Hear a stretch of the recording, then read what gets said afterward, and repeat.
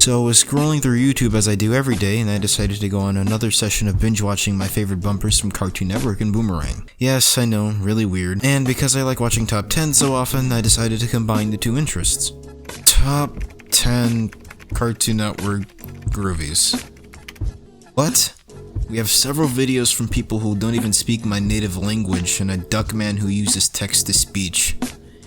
I mean, not bad, but not what I'm looking for either. Guess I'm gonna have to do it. Alas, why must I like all things that are so obscure? Yep, we're doing Cartoon Network stuff again. This time, instead of reviewing the programs featured on the channels themselves, how about we talk about the intervals of musical tunes and shorts in between the shows that make the aesthetic and presentation of everything more interesting. From different artists, sounds, styles, and cartoons featured, it's clear we remember them all. And now I'd like to present to you all my favorites.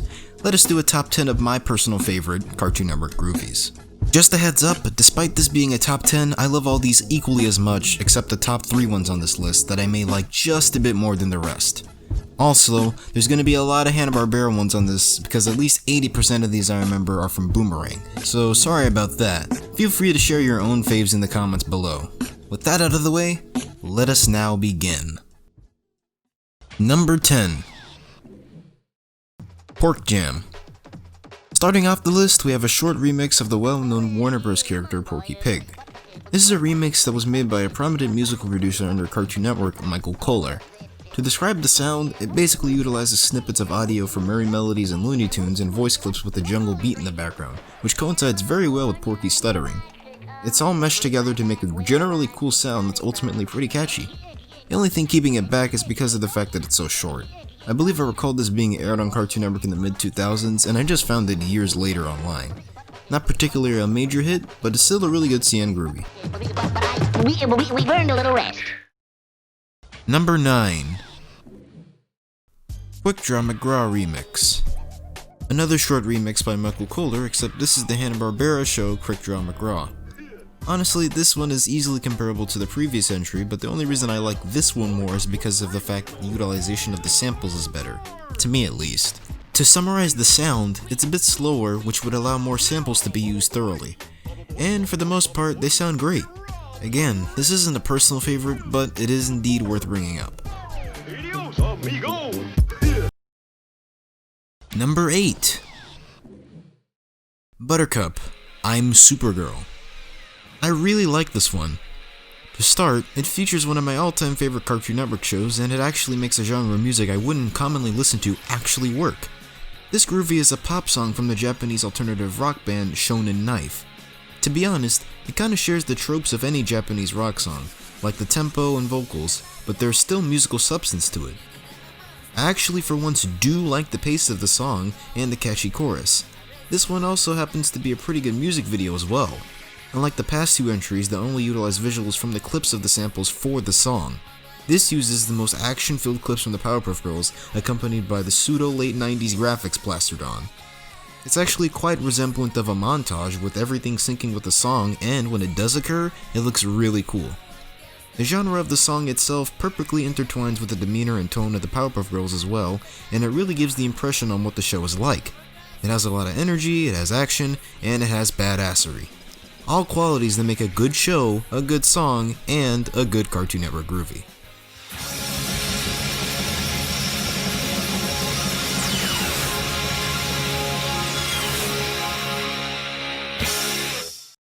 Number 7.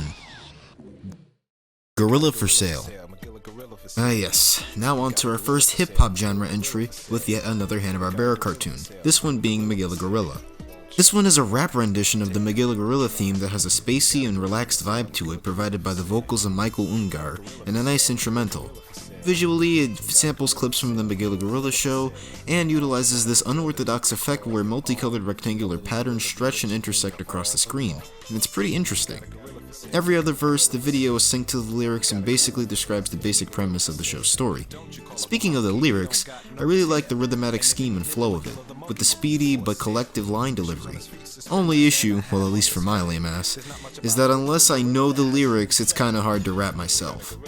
Anyways, besides the off-color personal critique, this is a solid groovy I can recall of that is auto-visually hypnotizing, and it does an excellent job at filling the role of a rap groovy. By the way, one more thing. There's a weird rumor that spread around that Tupac Shakur did this song. Personally, I don't have the slightest clue on how this came about, but it's actually pretty funny that a whole ass YouTube video exists with this song dubbed over an old music video of his.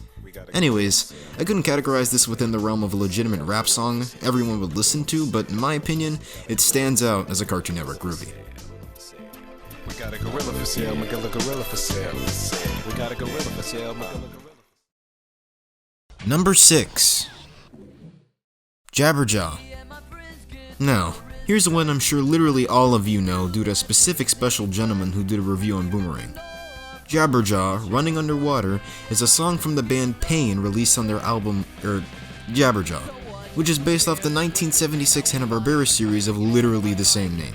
Wait, give me a second, because this royally flips off the meta. We have a song named Jabberjaw Running Underwater, released on their album Jabberjaw, which is based off the 70s cartoon Jabberjaw of the same name. Dear God, it's a trifecta of continuity perplexion. Anyways, I'm pretty sure most of you guys may know how this song sounds, considering Boomerang used to air it literally all the time. But for those who don't know... Besides the infamous part, it's essentially a speedy, energetic, punk-esque sounding song with a nice use of brass to accompany it and give it some flair. In terms of nostalgic value, this one definitely has it considering, as I said, Boomerang used to air it literally all the time. I can recall barely being able to comprehend the lyrics and singing along with the chorus. To generalize, it's a great song that does its part on reviving the old Scooby-Doo clone in an energetic punk theme. So good that in fact it sounds like a song that goes by in 30 seconds rather than a little over 1 minute.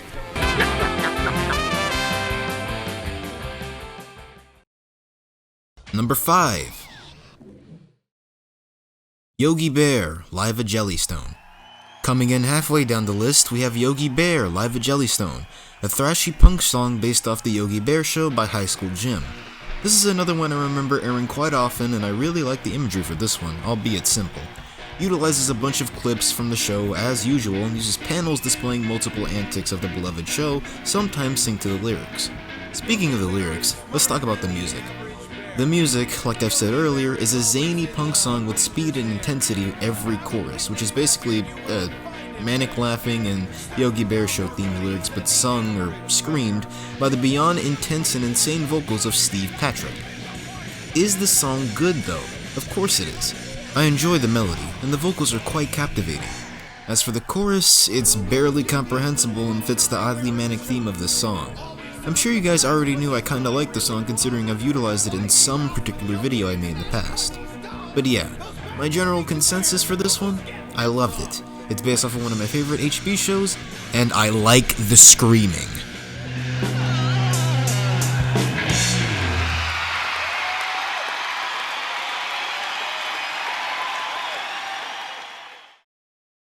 Number 4. Signal in the Sky. Ah yes, here's a good one. Another groovy from the Powerpuff Girls, but this one being from the progressive pop band Apples in Stereo. This song appeared from the season 4 episode of the Powerpuff Girls entitled Super Friends, and also appeared in the Powerpuff Girls album Heroes and Villains in 2000.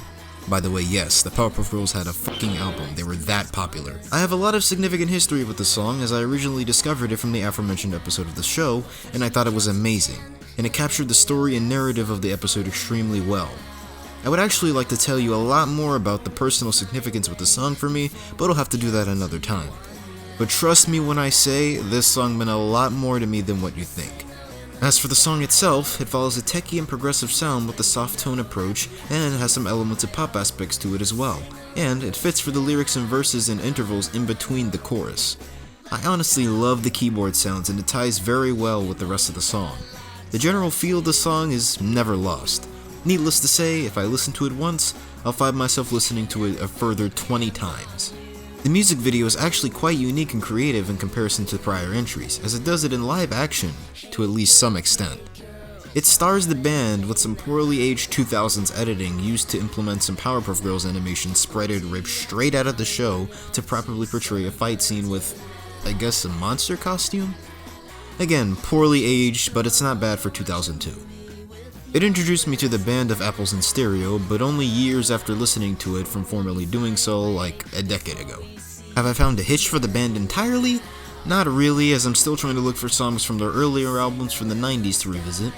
But to generalize, this song has a lot of essence, to me personally that is, and sounds amazing. One of the few progressive kind of songs to do so, except the sound didn't stick and it was quite difficult for me to branch off to their library. Well, not as much as the band from the next entry that is, which leads us to our next entry.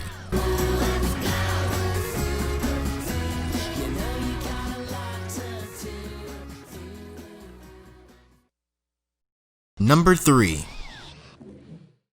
Rolling.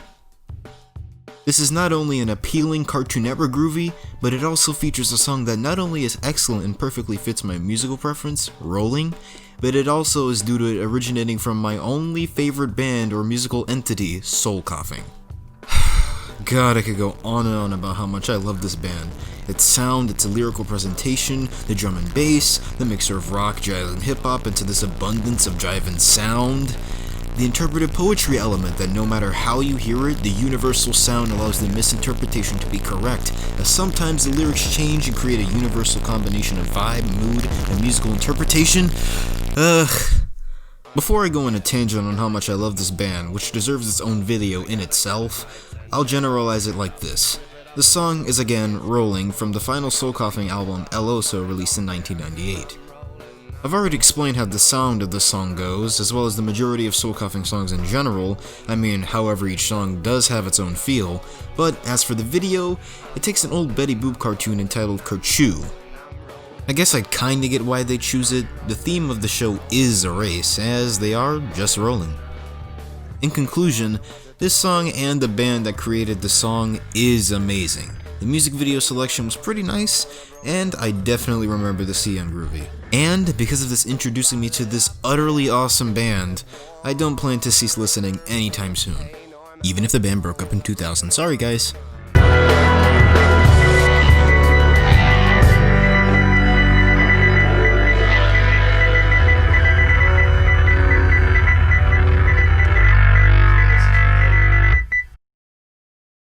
Number 2.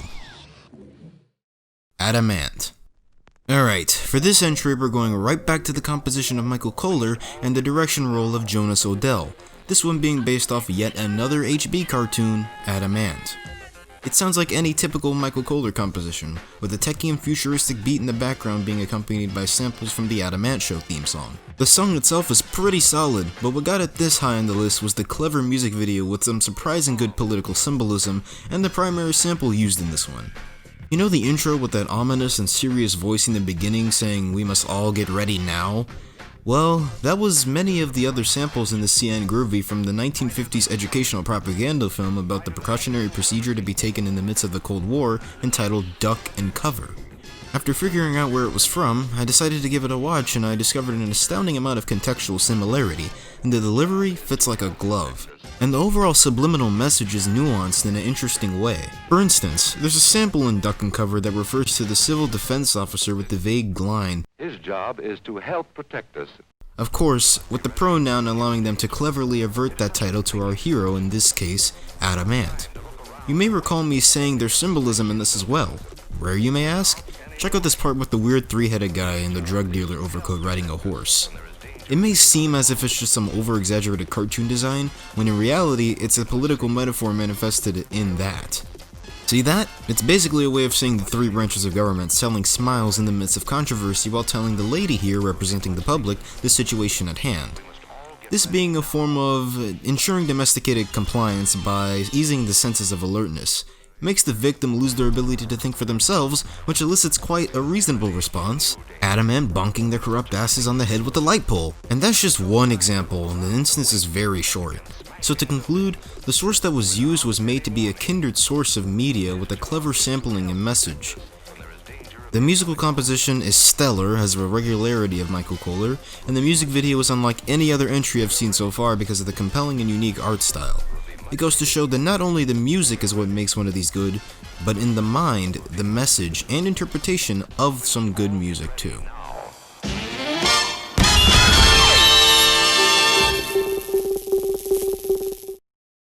Finally, number 1.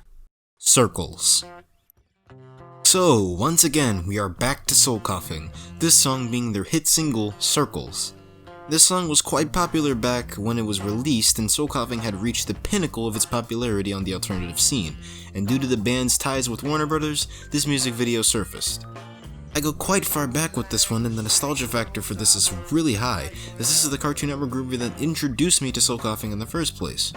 On top of that, the music video and the story is quite humorous and makes sense to some degree, which makes it memorable in my eyes. Again, Circles is already one of my favorite songs, and the music video features several Hanna-Barbera characters in an infinite loop starting off with Barney Rubble. The reason I find this kinda humorous is because, well, the walking in circles is kind of ironically factual. You see, Hanna-Barbera used to... Oh wait, I have a clip of that can explain all of this. Now, Dee Dee, that's called a repeat pan. First implemented by William Hanna and Joseph Barbera in 1947 to streamline production costs. So yeah, it's not only a clever and funny music video, but it's actually quite self-aware, as the setting and characters at hand accompany the lyrics and song perfectly. Despite this theory of mine, I never actually thought of it that way all those years ago when I first heard this one, as I simply remained enticed by the visuals during the chorus and the walk cycles of the characters.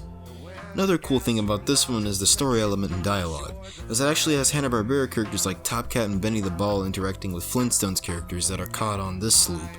It's just another instance in which the most is made out of something so simplistic yet intriguing if you look into it. Maybe I'm getting ahead of myself.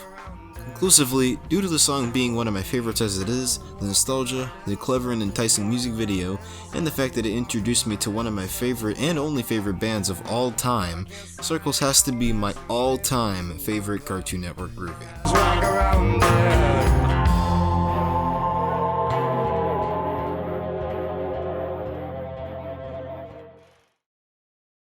And that just about concludes my top 10 Cartoon Network groovies.